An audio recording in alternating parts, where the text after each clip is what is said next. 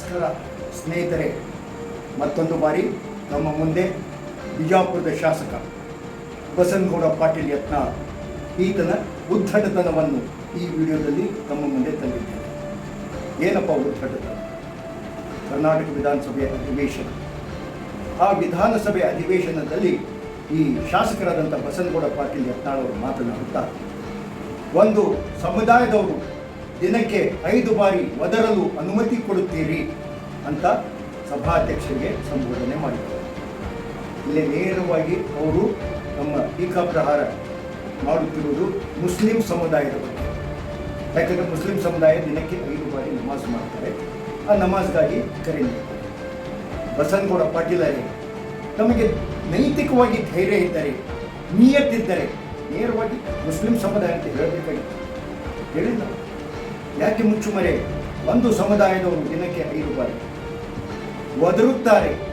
ರೀ ಬಸನಗೌಡ್ರೆ, ಅದು ಒದರುವುದು ಅಲ್ಲ ರೀ, ಪ್ರಾರ್ಥನೆಗಾಗಿ ಕರೆ ಕೊಡುವುದು. ಅಜಾನ್ ಅಂತಾರೆ ಅದಕ್ಕೆ.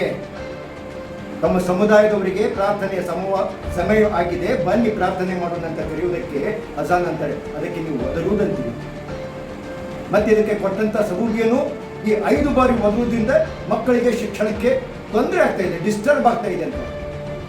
ಇವತ್ತು ಯಾವುದೇ ಒಂದು ಗುಡಿ ಇರಲಿ, ಮಂದಿರ ಇರಲಿ, ಬೆಳಿಗ್ಗೆ 5:30 ಗಂಟೆಗೆ ಧ್ವನಿವರ್ಧಕಗಳಲ್ಲಿ ಕೌಸಲ್ಯ ಸುಪ್ರಜ ರಾಮಪೂರ್ವ ಸಂಧ್ಯಾ ಪ್ರವರ್ತತೆ ಹಾಗೂ ಐಗಿರಿ ನಂದಿನಿ ನಂದಿತ ಮೇದಿನಿ ವಿಶ್ವ ವಿನೋದಿ ಅಂತ ನೀವು ಕೇಳಿಲ್ಲ ಸರ್?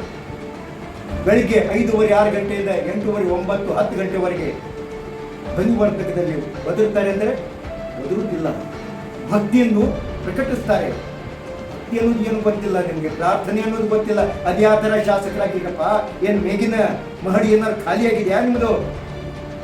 ಯಾಕೆ ಇಂಥವು ಧರ್ಮಭೇದ ಜಾತಿ ಭೇದಗಳನ್ನು ಹುಟ್ಟು ಹಾಕುವುದಕ್ಕಾಗಿ ವಿಧಾನಸೌಧದಲ್ಲಿ ಬರ್ತೀರಿ? ಸ್ವಲ್ಪ ಅರ್ಥ ಮಾಡ್ಕೊಳ್ಳಿ.